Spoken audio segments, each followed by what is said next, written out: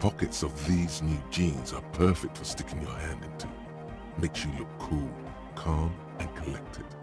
As your hand enters the pocket, your fingers brush against something, soft yet crinkly. Hey, it's a chewing gum wrapper. It reminds you of the fruity juice of apricots. You should inspect it closer if you have time.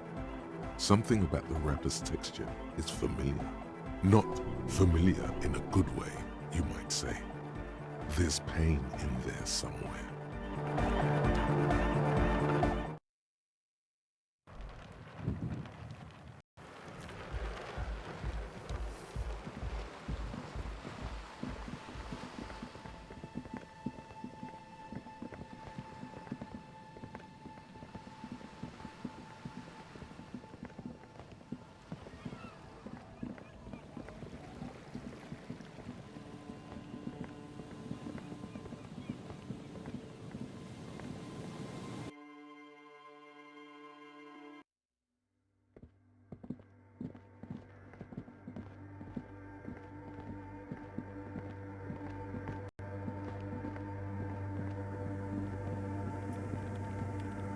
Yes, what is it?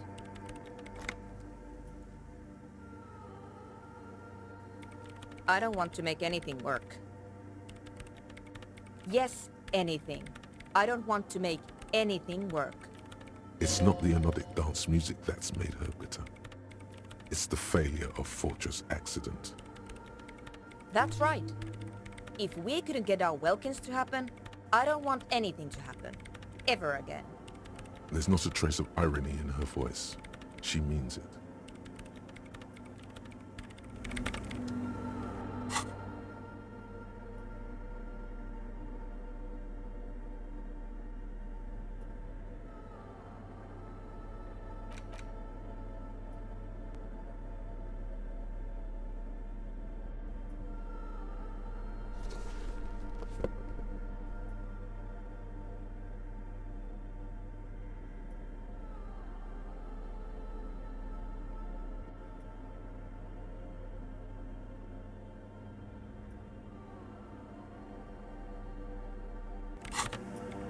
Yes, what is it?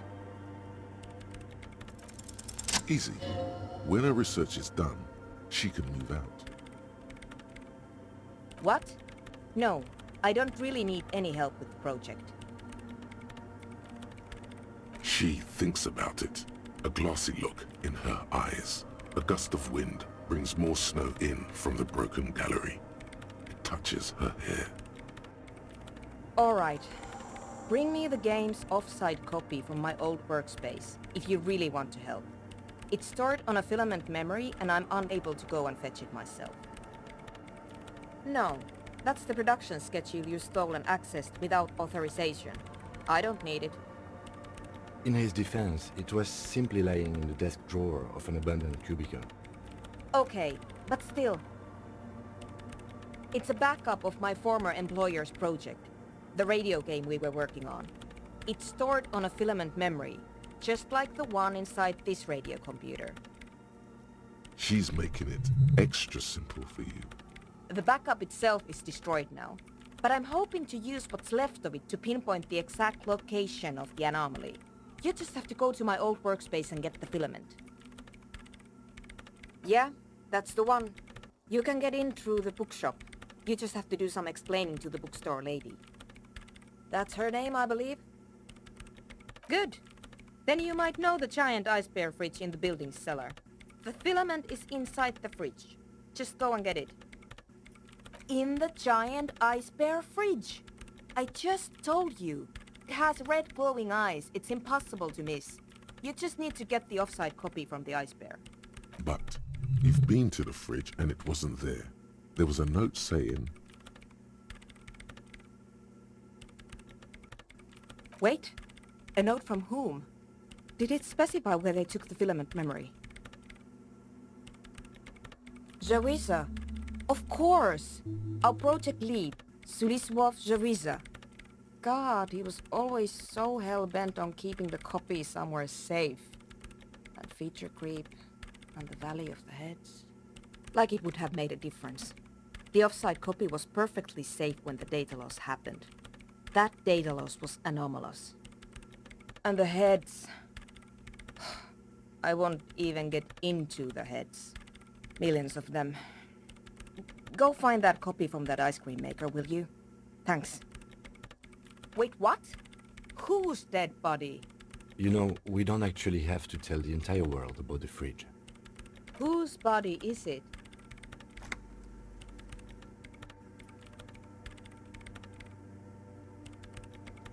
You put it there? You put a dead body inside the ice bear fridge. Okay. Very cool. Thanks for keeping me in the loop. We would appreciate it if you kept this knowledge to yourself, miss. Who would I tell? My mother? I don't have anyone to tell. And if I did, I wouldn't. I don't care. The bookstore lady hates me. Says I'm part of the curse. Whatever that means. Of course not.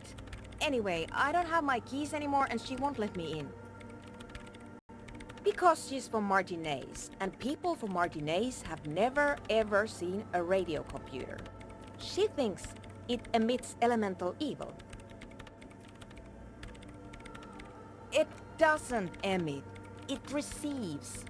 You sound just like her. She started praying when she first saw my rain. Turned to higher powers. The lieutenant coughs like he's amused.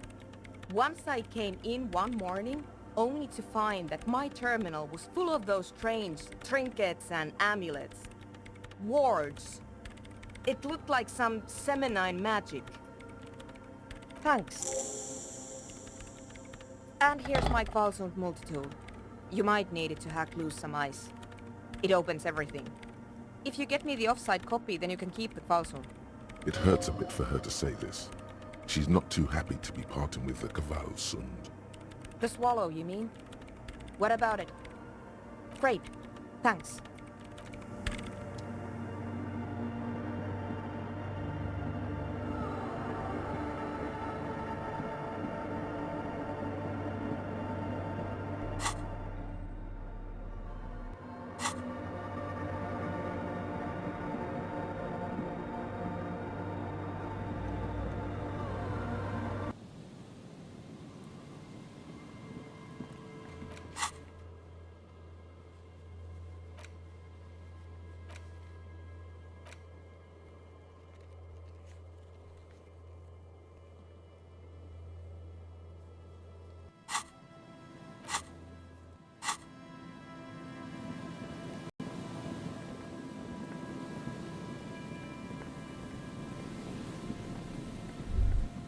Winter, slow to let go of Revachol, flecks some more wet snow from above.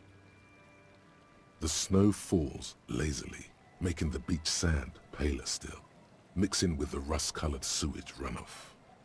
And to think, it seemed as though it were already spring. The melting snow seeps through your thin clothes. Grandmothers don't let their grandchildren out dressed so lightly in this weather. At least your hair is protected from getting wet and sticking together. You look around. More winding coastlines lined with abandoned buildings, crumbling piers, salt water lapping at their dark piles, grey and red forgotten city blocks, what remains of the pre-revolutionary effort to gentrify the coast. The waters turn black, coal city in the shadow of San Martin, a boom town. Back when coal extracted from countless shafts near the city was needed to power Revachol. No more. The coal was supplanted by petroleum from the ocean floor and hydropower from the Esperance. Everything crumbled. These days, only the weakest remain in Coal City. Their hopes of getting rich linger in the defunct shafts under their feet. Below the old mines, L'Océan Municipal, Revachol's underground cemetery, Le Petit Rat, braved the underground passageways, trying to get to Le Royaume, where the Philippian kings were interred with their doctors and their admirals, mausoleums burial chambers, leaf gold still remains on the double door of the morning. Children under 14, they go underground looking for artifacts to sell to foreign museums, and for fabled relics. Their parents let them. They go deeper. After rubies, melchiorite, lapis lazuli, plundered from Safle and Seol during the time of the suzerain. In the burial chambers of the kings, Grand Old Philip, Guillaume II, and even in the mausoleum of Philip the Opulent. 2 kilometers underground, in a winding shaft along whose walls mirrors have been placed, so that daylight may eternally fall upon the richest of all the kings. The mausoleum contains untold quantities of gold, and that special, purest of the pure magenta cocaine, favored by Revacholian royalty. Did someone say untold quantities of cocaine? Drop everything immediately and go looking for this hoard. Few petits rats return from the shafts. Even fewer find what they're looking for. A small child steps out of the black tunnel with silver trinkets in her pockets. All around her, white snow on the extinguished coke furnaces and on the weather-worn shacks where fathers beat their sons after drinking. The snow melts on your fingers, turning to water. The canal you crossed to get here and beyond it. Martinez proper, the district the police forgot to police. There is laughter, lights, attempts at entrepreneurial activity, cynicism.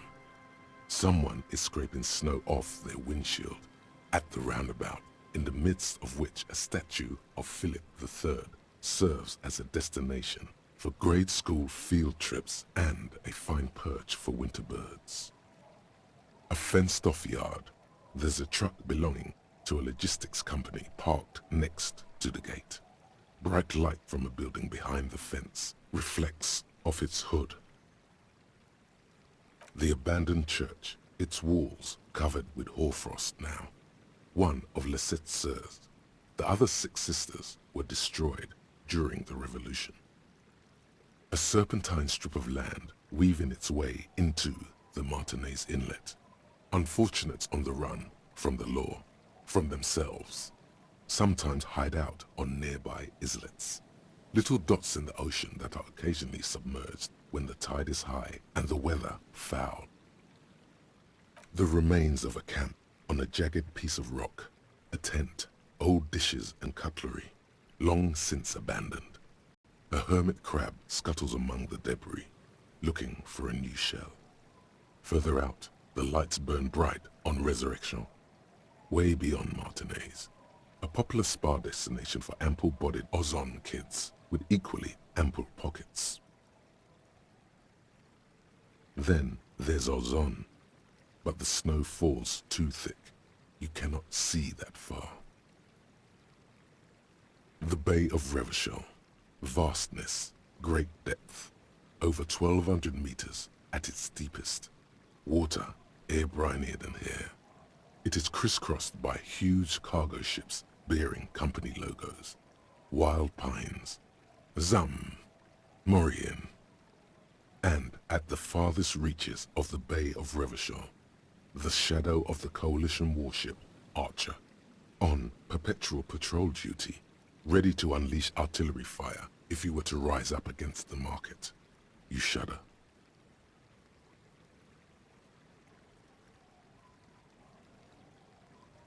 The raised motorway, 881, separating Martinez from Jamrock. Vehicles whoosh past one another day and night, while those who reside in the labyrinthine alleyways beneath the motorway attempt to carry on with their lives in the snow and the slush. And south of the 881 is the Pox. Was once a park, a place for reflection and recuperation for the patients of the old military hospital.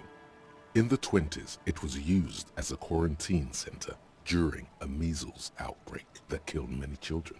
Most everyone has avoided the hospital and surrounding park ever since. The Pox is completely wild now. Evergreen thickets covered in snow and industrial dust. Feral dogs and even wolves roaming in packs. The police try to keep the deepest corners cordoned off. Heavy drug users do slip through and hole up in the old military hospital, hoping to find something to get high on among the hastily abandoned supplies, or just to overdose in peace. A line of motor garages with armored carapaces hunched in the cold. A mechanic is hard at work, patching up bullet holes in the side of a Capri 40. These are the garages of Precinct 41. Snow settles on the roof of the repurposed silk mill. It serves as your station. Shivering RCM personnel hurry in and out of the main entrance. Wonder if Vic's found his heterosexual life partner yet. Damn, I don't know. Even a real Bruderbund like that can't survive everything. Around you, the snow continues to fall. To the west, the ocean swells. The stairs descend to central Jamrock. A man named Cooklove has a snow-covered stall there, in the market across the bridge. He sells kebab infested with fly larvae to your colleagues who believe eating it will make them immune to food poisoning. Snow falls on the utility district, the library, the florist, the Sarah Mauritian restaurant that offers homemade wine, and also on the brothels and drug dens, and the chop shops of the Zemlyaki. All of this built around a lake that formed in a meteorite strike. At the center of this lake, there is a little ship. There are lights at the bottom of its hull. They are lights directed toward the seafloor, looking for something, like whiskers. A chill comes over you, crawling down your back. The sand under your feet is wet.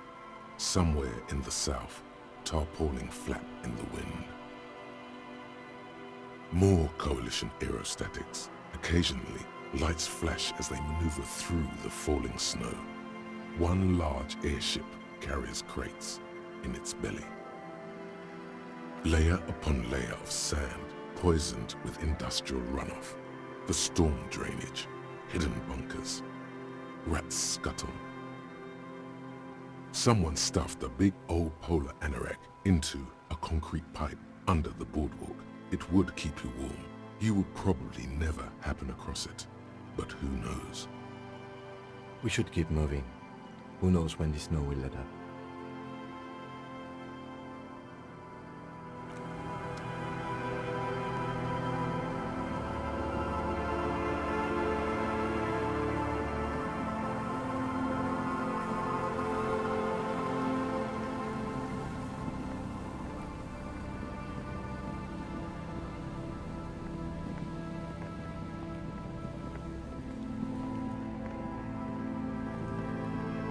This is the trap Morel just set. Checking it over, he said, is just a technicality. But this trap is also full of panicked locusts. No sign of any cryptozoological beast inside. Another empty trap. Neither does the lieutenant. He just raises his collar. It's cold out, as always.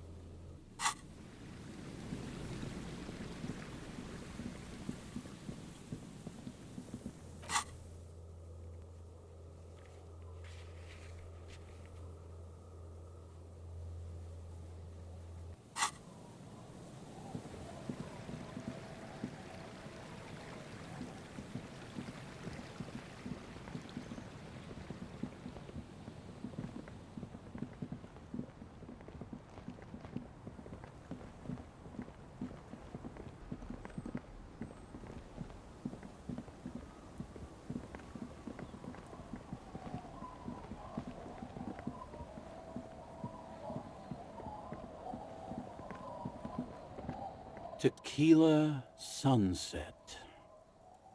Ah, tequila. I knew you'd come through. That's fucking great, man. Let me see. What? This isn't my jacket. My jacket was beautiful. This is fucking filthy. What am I supposed to do with this? I'm not taking a disgusting pile of hobo rags. I may be in an irrecoverably decaying orbit, but I've still got standards. Either bring it back the way it was before, or find a dumpster to burn it in. You know, despite the guano, it looks like the jacket itself is stain resistant. It may just need a good scrubbing.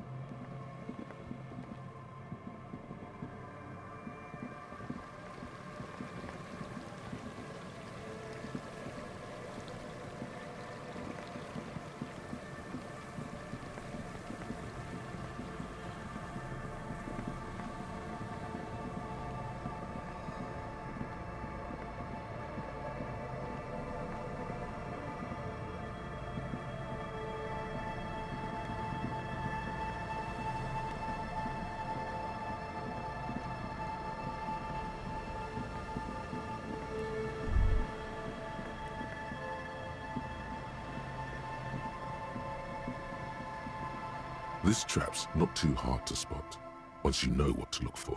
Keeping it hidden has not been a priority for the cryptozoologist. Nothing but locusts in this trap as well. Empty as all of them. One more of these and we're done. The lieutenant stretches his back.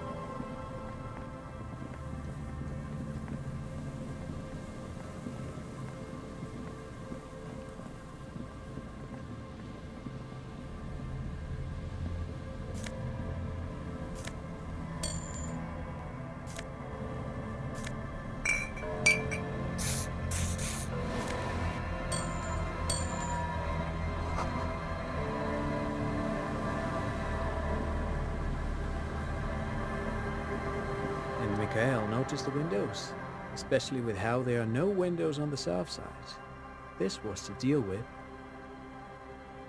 You officers, come to investigate the historic subtext of West Martinez? I'm Tran Heilostam. You must be Kim Kisuragi, right? I was just telling my son about this building. Not a lot of people realize the historic significance here. Very rich in hypertext. Nice to meet you. Yes, hypertext. Young Carp and the collection of cultural hyperlinks. Oh yes, so Mikhail. They had to deal with monitor glare, especially in the summer. They still had vector monitors back then. That was 49 years ago. So they didn't have windows on the south wall. No, I can't say that we've met before, but I've heard of Kim, of course. Mikhail, say hi to the officers. Mikhail's a little tired today. We spent all night trying to run Orbis on his radio computer. Have you heard of it? It's a programming language used in Grad. Quite tricky, but he wanted to play this Grad-made adventure program. We've been getting really into Worms lately. The man speaks in the artificial cadence of a professor, or someone who's been on too many radio shows. But I assume you're not here for giant worms when there are so many real things to see. Just as I was telling Mikhail before, this is where the Coalition landed in '08. We could be standing on what is the most interesting landmark in Revachol West. This man is your half-brother. You feel it. But why? Aha! But it's not just any empty old building.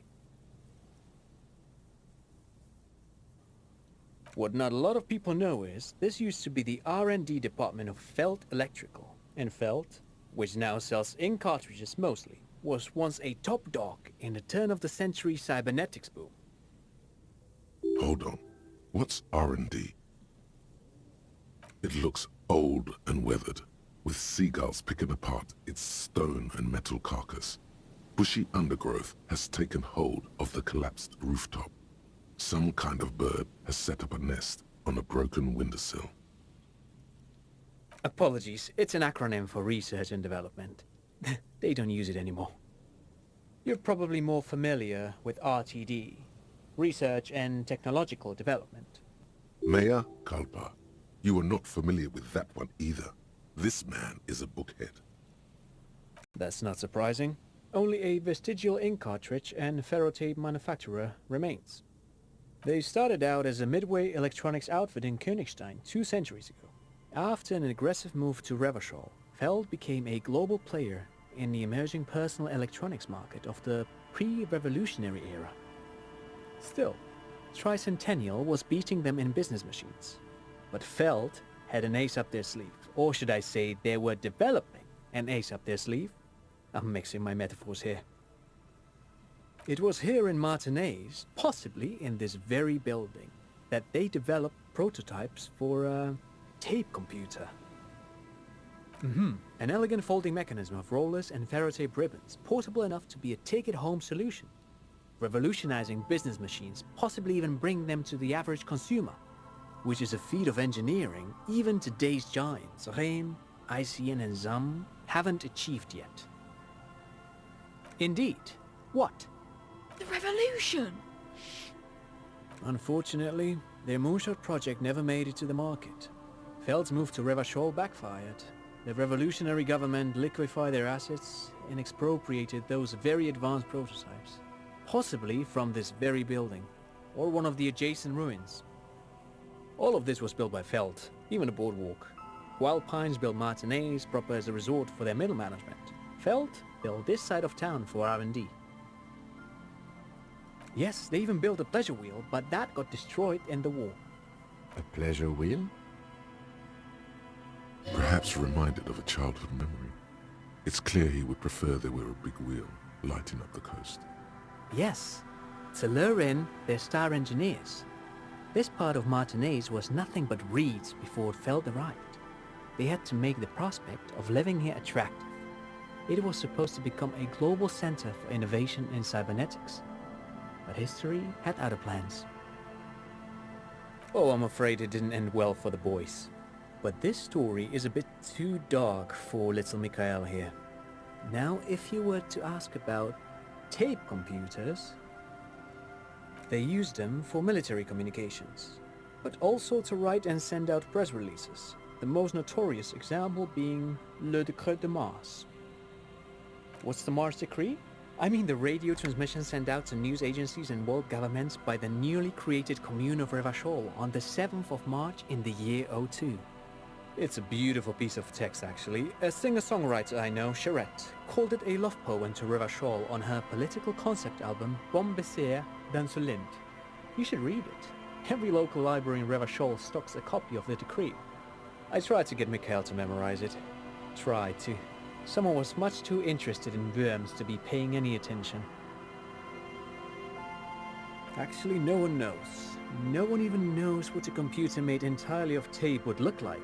But word has it, they were very elegant, exquisite, alien-looking turn-of-the-century hardware.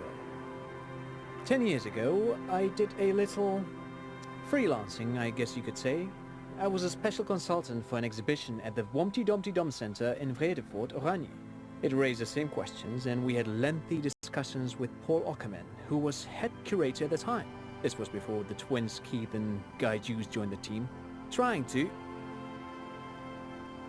Wait, did he just say Wumpty Dumpty Dum Center? He did it. He said Wumpty Dumpty Dum Center, like it's the most natural thing in the world. What the hell is a Wumpty Dumpty Dum Center? And who the hell are Keith and Guy Juiced? The Wumpty Dumpty Dum Center for Contemporary Arts. The exhibition itself drew on Lagerman's notion of memory, and so there were some parallels. That's why the head curator, Paul Ockerman, chose to... In fact, I'm not. The Wumpty Dumpty Dum Center is a place you can visit if you're ever in Vredefort and are ever in the market for an exhibition space / contemporary art research center. But perhaps I should return to the tape computers. As I was saying, the device itself was very elegant, fragile even. One could write directly on the tape using a special chemical solution. The machine would then analyze the handwriting, perform operations, and project output onto a white screen. It was a beautiful, delicate thing. Very, very cool. Though I understand the socio-economic causes of the revolution, it pains me to imagine the revolutionaries setting fire to this precious device. But so they did. The felt playback experiment vanished into the fires of '07. Yes, the official name of the prototype. Some sources report it as the felt playback experience, but those are incorrect. Who knows? Maybe it was an accident, or maybe they didn't want the technology to end up in the wrong hands. Either way, they're all gone now. All 3 versions of the prototype. Nothing but debris and ashes remain inside that building. 2 seagulls circle in the sky. You look up and think, really? Or was there a 4th prototype that remains hidden in the mausoleums below Coal City? But of course, what else? No, thanks to you for having me and little Mikhail here to pick your brain. A very interesting conversation indeed.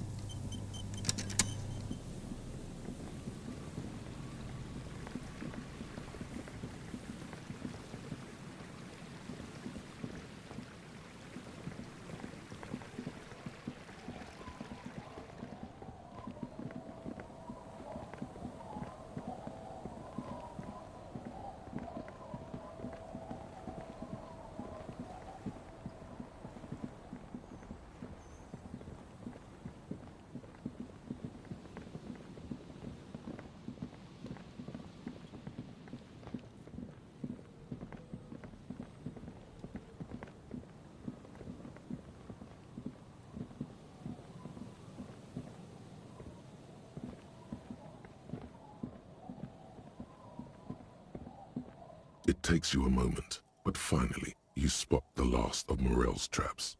This one's partially obscured by the reeds. The trap feels light and silent as you pick it up. Something is different here. No locust. Your voice echoes on the coast, carried by a gust of cold wind. Well, the bait worked on something. This doesn't mean it was a reed monster, though.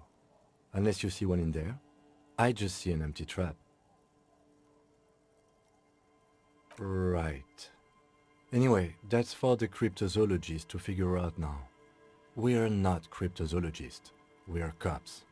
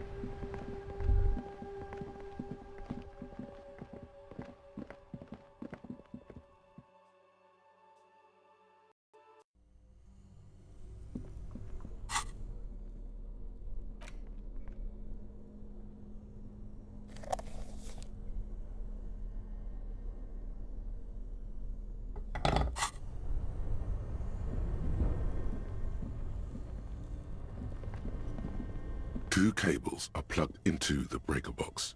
The red one leads to the ice bear fridge, and the black one to the ice cream maker nearby. Something close to you dies with a soft electric purr. Why did you do that? The lieutenant raises his brows. This orange machine is dead still.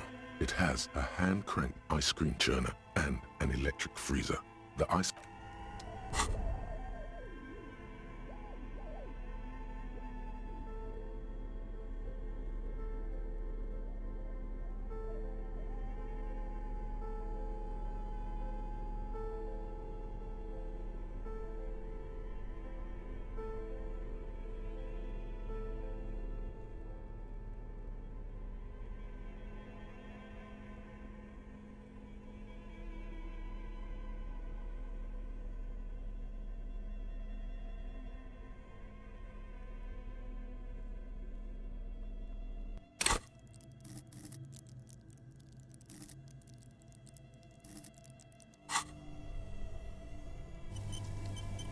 This orange machine is dead still.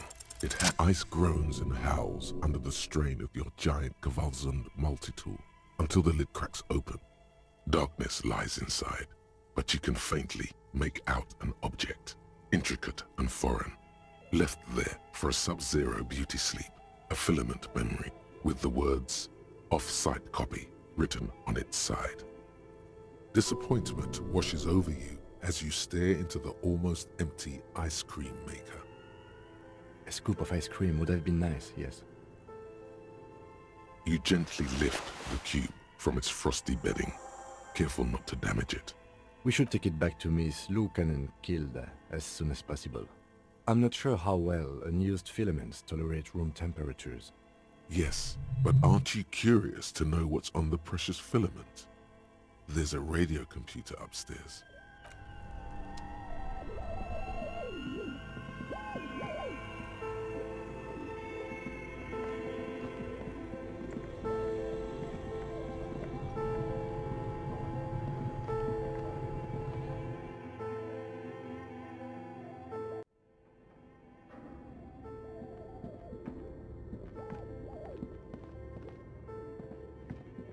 Tiles on the cube are still smoldering, casting the framework in a soft glow. Fluorescent play and print keys shine on the keyboard. Like a smooth draw, the filament slides into place. The speaker comes to life. Good evening, Fortress Accident en rue de Saint-Ghislaine. This is East Insulindian Repeater Station 1. Please repeat. Is this the production schedule? Good. Please repeat the password. Good. I've unlocked the production schedule. After ending the call, please press print to access the filament. Really? She just used the same password? Maybe those radio computer guys aren't that paranoid after all. Fortress Accident, is there anything else I can do for you today? Thank you, and goodbye. Tiles on the cube are still smoldering. The speaker comes to life. Static seeps through the machine's planar magnetic Good evening. Please repeat. Thank you, and... Tiles on the cube are with a quiet determination. The printer starts printing, a piece of paper unfolding like a handheld fan. A black crisscross of letters covers its surface. It's a project report written by the lead producer, Andrew Andy Schott, about Whirl Untethered, a radio game developed by Studio Fortress Accident. The first few pages give an overview of the capital and workforce, while the rest of it seems to be a production schedule. In its short time of existence, Fortress Accident SCA managed to burn through truly insane amounts of money. The first tranche of seed financing brought in 150,000 Riyal, but then came the delays. Eventually, the damage reached 400,000 Riyal, with only half of the game finished. 400,000 Riyal? Yo. These guys knew how to party. Let's just say it was a real adventure for their Igaunian investor. Fortress Accident employed 18 people, the bulk of the team composed of writers and concept artists. There were also radio programmers, sound engineers, a CEO, 2 marketing experts, and a single overburdened producer who developed a habit of popping Pyrrolidon in the basement to escape his obligations. But on the other hand, their obligations were piling up at an inhumane rate, a rate that could only be amended by Pyrrolidon. The production schedule depicts their glorious descent into bankruptcy. It was impossible not to fail. The project was too large, and no amount of money could satiate the ever-expanding ambitions of the development team.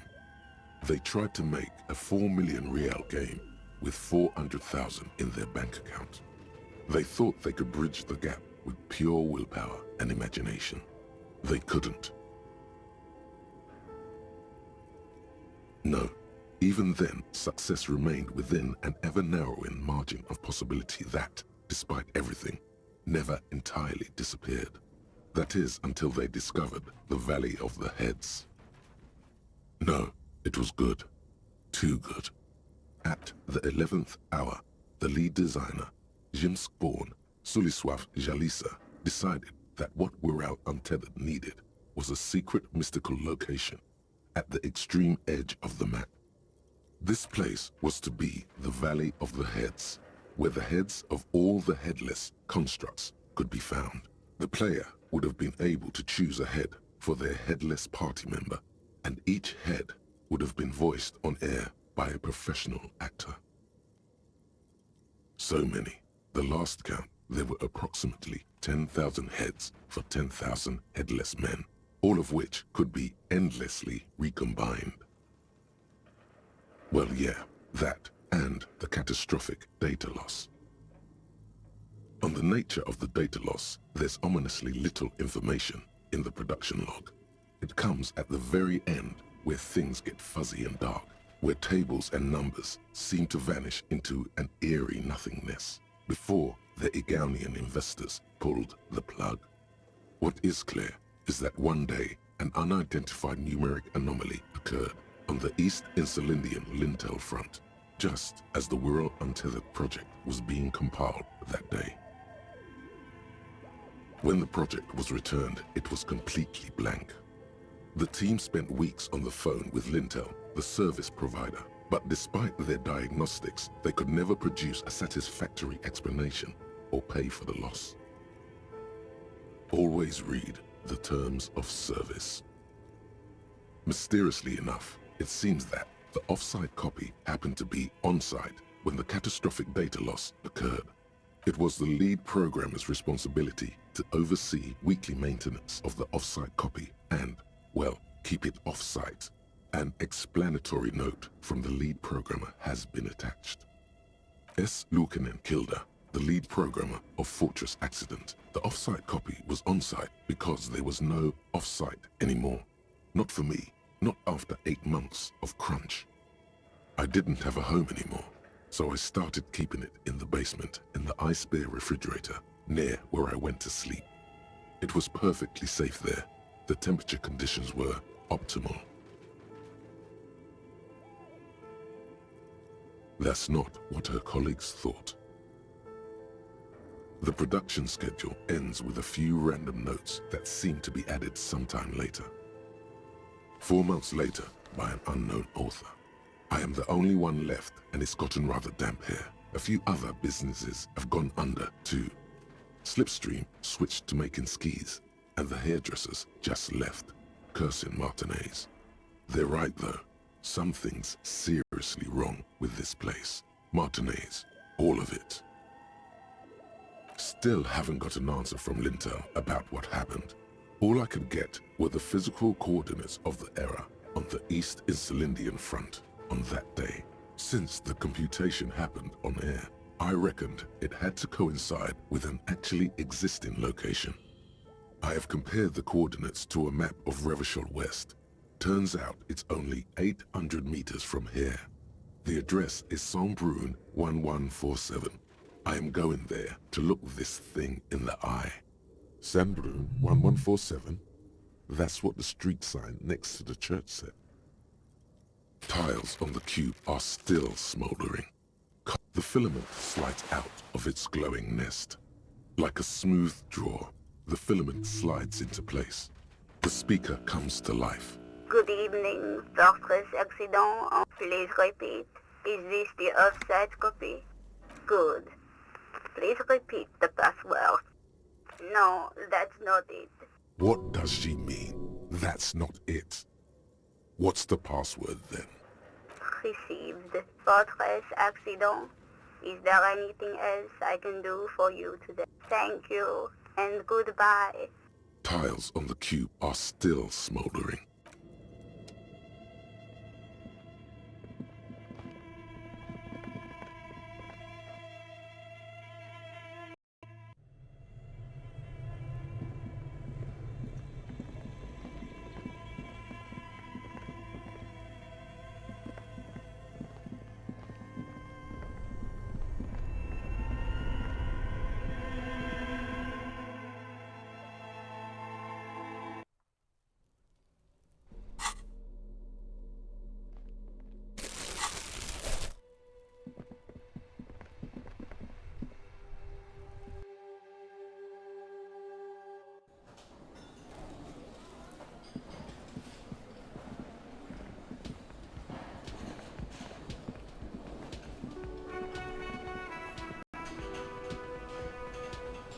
It's great to see you again, officer. My wife can't wait to thank you. Go on, talk to her. Oh, sweetie, I don't even know how to thank you for finding my husband and helping him out. I hope we haven't been too much trouble for you.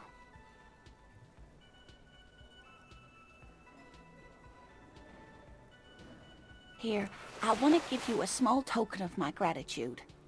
It's a tie, Meskin origin. The pin is an antique, quite special. The little silvery knob holding the tie together feels warm in your hand. It's in the shape of an avian skull, with 8 eyes. Oh, you don't want to hear about some old woman's ramblings. Ramblings? Nonsense. Your description of the phasmid is the most precise I've ever heard. But, darling, I didn't even get the size of it right. You were a child, my dear. Really. It's extraordinary what you were able to describe. Now go on. Tell our friend about it. He's proven his interest in the field. That is a way bigger compliment than it sounds like. Reflexively, the lieutenant read his familiar notebook. Well, it was summer. I was building a racing track out of sand on the beach near a tall stand of reeds. Quite a tall one. Many times my height, I remember. When, all of a sudden... I'm getting ahead of myself. I was 5 and a half in Betancourt in the suburbs. My grandmother had a summer home there. She'd just started forming memories.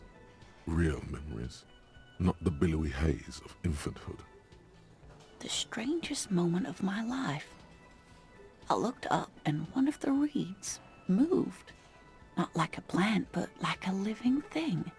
It stood up and looked at me. Its body unfolded like some antique toy. I've never seen anything like it. She had no fear, just surprise. I didn't know this can happen, so I reached my arm and touched the thing. It felt just like a stalk of reed, but it moved, swaying, towering above me. After a while, 20 seconds, a minute maybe, it left, went into the reeds. I tried, but I was only a child. There was mud and high water. I couldn't see it anymore. I was just standing there knee-deep in mud, looking around me. Where did you go? Don't go. I ran back home to my grandmother and asked her if reeds could walk, and told her they were looking at me. Of course, she just laughed at me, but I knew what I'd seen. For years, it was a story I told at parties when I wanted to impress boys. That sort of thing. Of course, most people just took it as a strange, amusing anecdote. So did I, honestly. But then I met Morel. We were on a date. Can you imagine?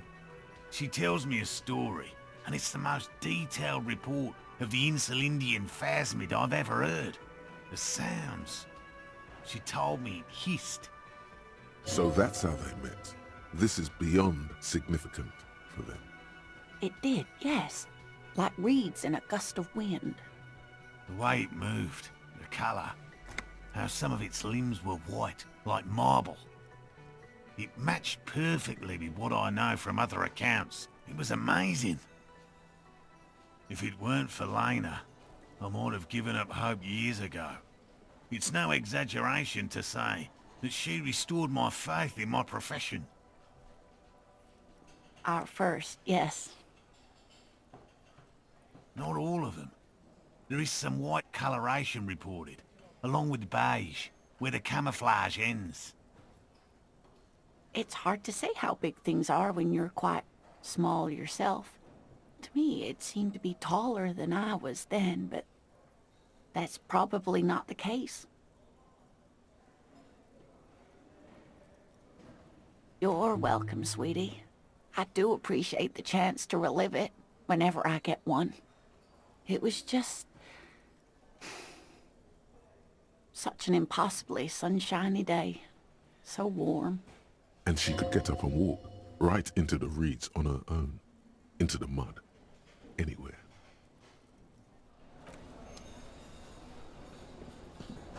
Ha ha! Nothing like the gratitude of a good woman. Now then, what can I do for you? He tries to play it cool, remain professorial. But inside, this man is itching for some news on those traps. Good. Okay. And? Completely empty? No locusts? No phasmid either? That's not ideal, but... It just means the Insulindian phasmid is even more clever than we thought. Of course, more clever. You're dealing with a subject near and dear to their hearts. It might behove you to tread lightly. Yes, the Phantasmadeia picked off the locusts and escaped. This is good news, though we'll have to reconsider the design of the traps, make them more secure. Another trip to the reeds. Of course. Be sarcastic. Unless you have an alternative hypothesis you'd like to venture, mine stands, okay? Actually, no. Excuse me for getting emotional. This is a big deal for us. You've helped us twice now, and brought some great news too. My gratitude, and the The gratitude of the Société Cryptozoologique de Ravachol is yours. Heartfelt gratitude. But does it feel like closure? What really happened? Thank you, it's an honor. We should probably return to our main investigation here. This has been refreshing, but... Helping cryptozoologists isn't really a priority for our organization, is it? The lieutenant looks out the window, impatiently.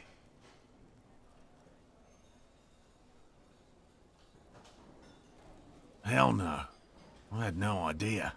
And I'm still cross with him, to be honest. It's not like him. He's got his quirks, but dishonesty, disloyalty are not one of them. Thanks. He's still glad his friend stood up for him.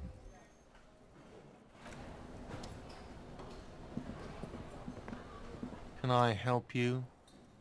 Got the 20 real? Good. You got the room for the night, but remember, you'll need another 20 real tomorrow. Take it easy on him. Deep down, he really hates being the guy who has to remind you. What is this thing?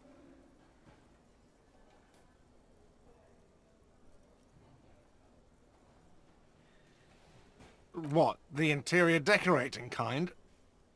You know, I'm sorry. This is actually a nice bird. A competent piece of taxidermy. I can fix it to the plaque and have a new bird in the establishment, I guess? So, I don't know. Thank you. I'm gonna go with thank you. People just don't know how to accept gifts, especially taxidermy. He likes it. He likes the bird. It solves his broken bird problem. This was mostly about the fucking cardio.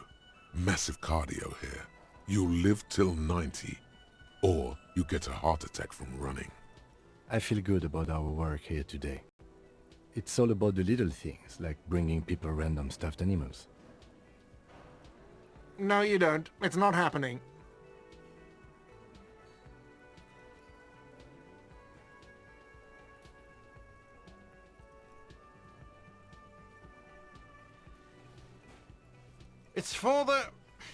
It's for no one. It's a prop. I'm not letting anyone use it after the great karaoke catastrophe of '44. A lot of people got killed because some arsehole wanted to sing karaoke. Okay, yes, it's for some clients. Ha! Well, we don't have any tapes. They all got stolen. The man in the vest and the violet shirt stares at the tape you've just given him. He begins to frown. Hard. This is the look of a man who's defeated. He knows he's out of excuses. Fine, fine. Climb on that stage and do your thing. Just get out of my hair. I'll plug it in for you. Damn this karaoke machine. Oh yeah, time to do the damage.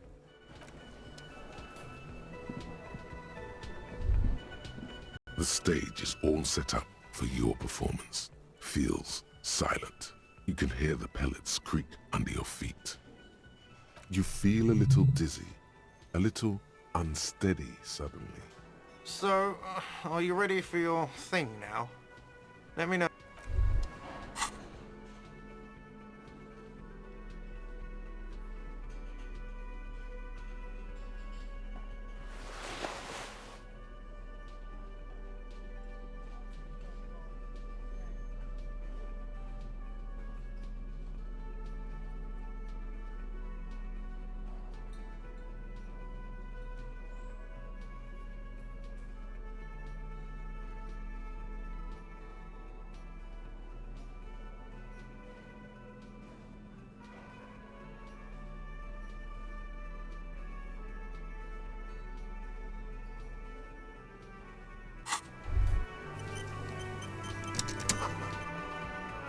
The stage is... you feel... So, are you ready for your thing now? I can see that. Immediately, a loud feedback noise startles the room. You feel like an amateur. How are you supposed to hold the mic?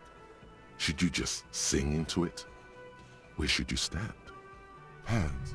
Where do you put your hands? The bar is full and buzzing with chatter. No one is paying you any attention. But still you feel your knees turn to noodles. Okay, now a couple is looking at you. Even worse, you're sweating. They are going to hate you. The air is thick with anticipation. Someone dims the lights as the music starts. A lump's in your throat suddenly.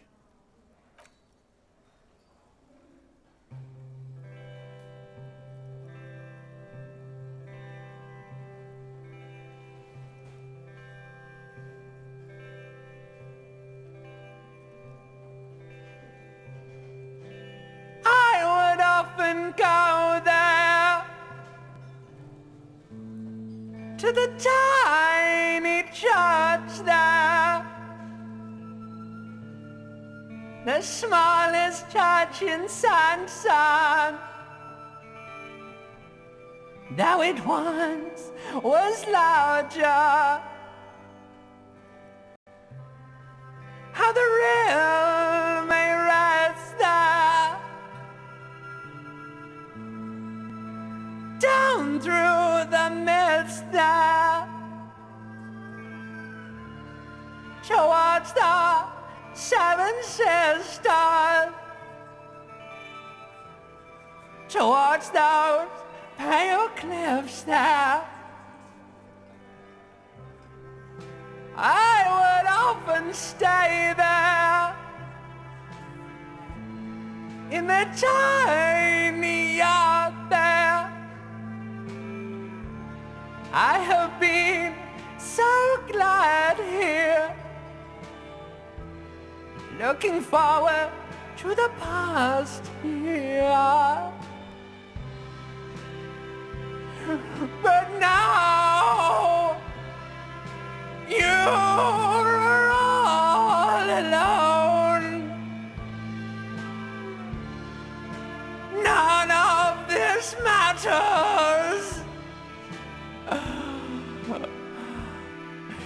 At all.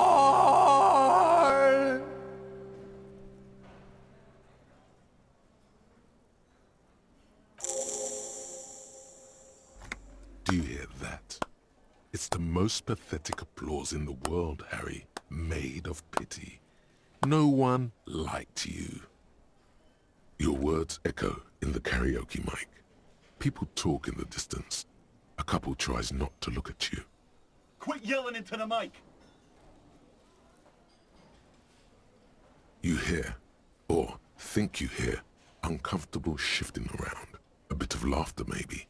No one's saying anything. I'm gonna unplug the mic now, okay? That's it. I'm unplugging it. That's it.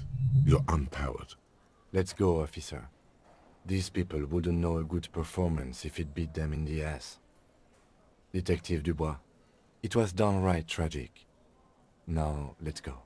I mean it, he thinks. To him, being a cop in the RCM was truly expressed in that performance.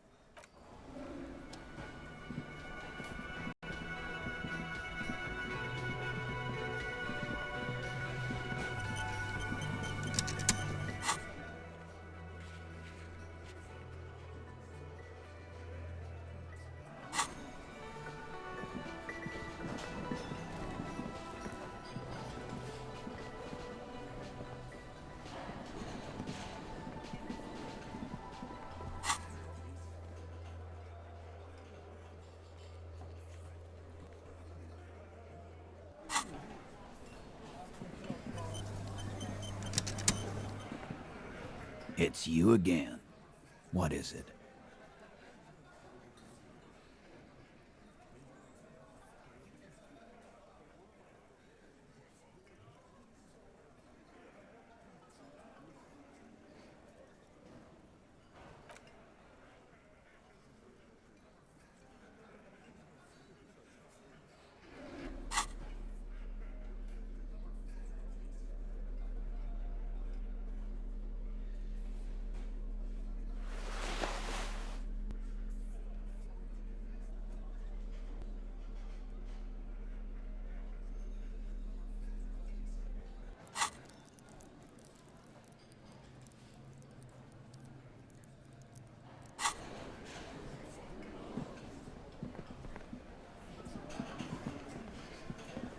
It's you again.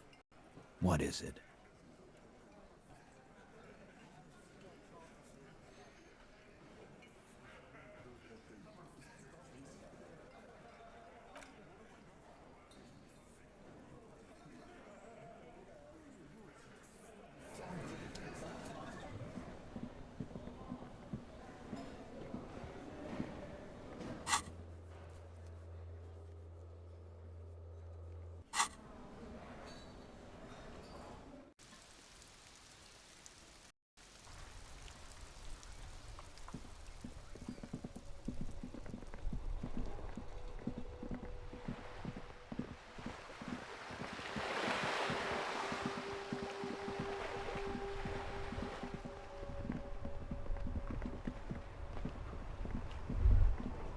Droplets of rain fall on the white on blue police livery of the motor carriage. Do something important? Something murder-related? There's always something important. Doesn't mean you can't take a moment to admire this piece of machinery. Even at a standstill, the unibody Caprice Kanema looks sleek and dynamic. The cabin is tilted frontward to give it a more aggressive, hunched look. Mm-hmm. You want to take a closer look? 130. I reckon that's a 7-liter V12 there. 7.2. Supercharged. Saying these words brings him immense joy. Yes. An extraordinary machine. It's nice and all, but why so modest? Put some zing into it. Flare it up. Slam it down. It's a bit girly right now. Fit it with some proper off-road components. We are not going to, though, because this is clearly a sports motor carriage.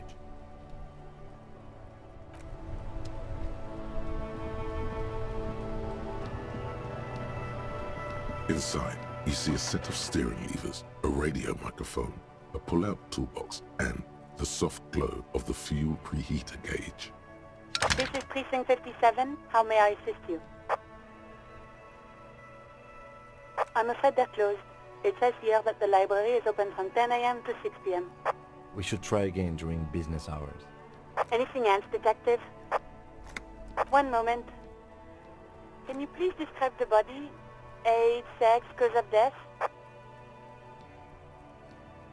The man was about 173 centimeters tall, stout, with dark hair and a mustache. We suspect he might have been inebriated when he slept. There were bottles all around him, and traces of vomit on his shirt. Any signs of violence? No field autopsy necessary. What about his belongings? Did you examine his clothes?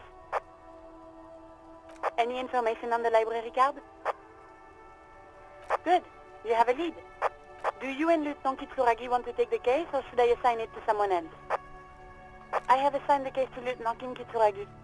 Please follow up on this library lead to identify the man. We'll send someone to take the body to the morgue. That's all for now. Thank you for reporting in.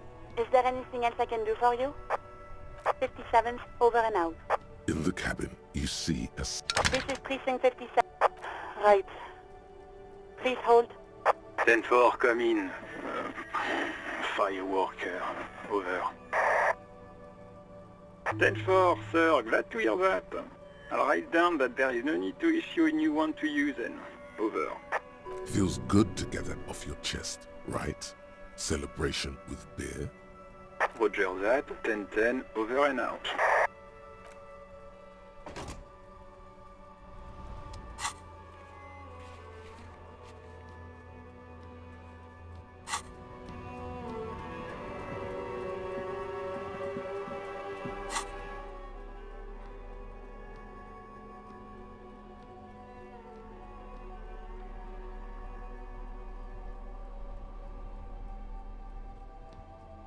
The front of this quarterly journal features a large satirical portrait of the late King Friesel. From the sides of his head, a pair of white antlers spread to the corners of the cover. Because white antlers are one of the symbols of communism, They represent a society in accord with the natural world and at the same time above it. A shameful way to treat a former king, even one as underwhelming as Frissel. Because Frissel was incompetent, foolish, and cruel. In short, the embodiment of everything the communards wished to overthrow. It's satire, you see. To your disappointment, there aren't any full-color pictures to direct your attention. Just column after column of closely set text, interrupted occasionally by little doodles in black and white. After rifling the pages with your thumb several times, you return to the table of contents. The magazine is divided into several sections: international developments, Kunst und Kultur, and local concerns. Just inside the cover, there's also an editor's note.